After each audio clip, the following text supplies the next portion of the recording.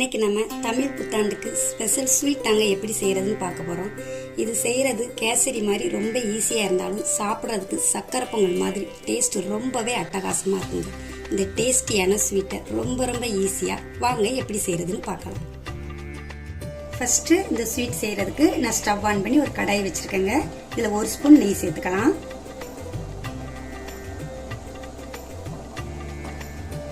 நெய் இந்த மாதிரி உருகுனதும் அது கூட கொஞ்சமா முந்திரி சேர்த்து வறுத்து எடுத்துக்கலாம்.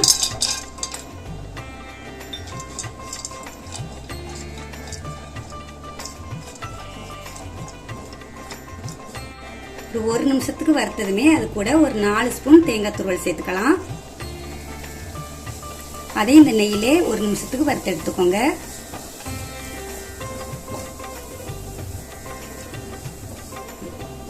முந்திரி தேங்காய் துருவெல்லாம் உங்க விருப்பத்துக்கு தகுந்தவாறு நீங்க சேர்த்துக்கோங்க. நான் தேங்காய் துருவலை பொடிசா மிக்சி ஜார்ல கட் பண்ணி போட்டு பல்ஸ் மோட்ல விட்டு துருவி எடுத்திருக்கேன். தேங்காய் நல்லா வாசனை வருது வரைக்கும் வறுபட்டுட்டுங்க. இப்ப இதை அப்படியே வெளியில எடுத்துடலாம்.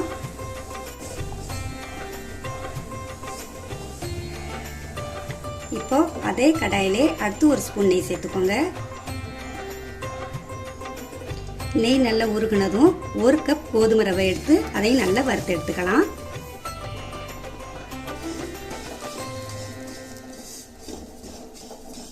நீங்க இதுக்கு பதிலாக நார்மல் ரவையிலுமே இந்த ஸ்வீட் செய்யலாங்க, அதுவுமே நல்லா இருக்கும்.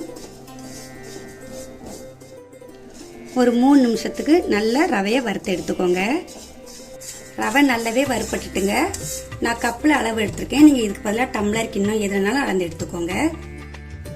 அடுத்து ஒரு பாத்திரத்துல 1 கப் வெல்லத்து கூட 4 கப் தண்ணி சேர்த்து பாகு காய்ச்சி வச்சிருக்கேங்க. இதை நம்ம ஃபில்டர் பண்ணி ரவையோட சேர்த்துக்கலாம். இதுக்கு பதம் எதுவும் கிடையாதுங்க, வெல்லம் கரைஞ்சி வந்தாலே போதும்.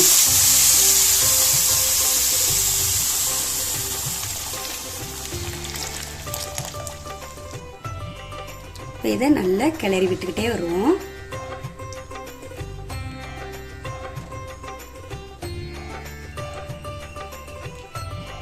ரவை நல்ல இந்த வெள்ளைப்பாகோட சேர்ந்து வெந்து திக்காகி வரணுங்க. அதுவரை நம்ம கிளறி விட்டுட்டே இருப்போம்.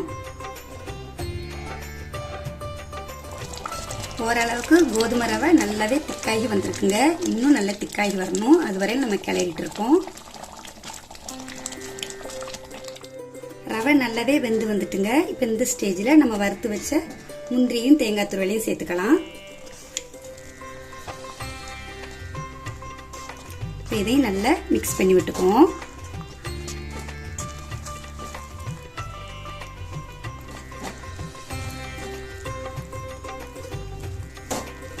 இது கூட ஒரு பிஞ்ச் உப்பு சேர்த்துக்கோங்க. நல்ல இனிப்போட சுவை கூடுதலா இருக்கும். கூடவே வாசனைக்காக ஒரு 1/4 டீஸ்பூன் ஏலக்காய் தூள் சேர்த்துக்கலாம். உங்ககிட்ட தூளா இல்லைன்னா தேங்காய் துருவுறப்பவே அது கூட 2 ஏலக்காவை சேர்த்துக்கோங்க. இதையும் நல்லா மிக்ஸ் பண்ணி விட்டுக்கலாம்.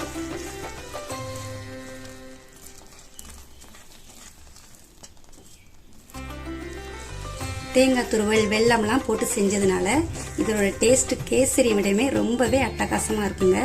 கண்டிப்பா நீங்க இதை ஒரு நேரம் ட்ரை பண்ணி பாருங்க. திரும்ப செய்வீங்க. அந்த அளவுக்கு டேஸ்ட் ரொம்பவே அருமையா இருக்கும்.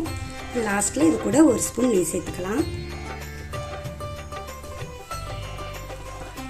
நெய் விடவும் நல்லா மிக்ஸ் பண்ணிட்டு நம்ம ஸ்டவ் ஆஃப் பண்ணிடலாம்.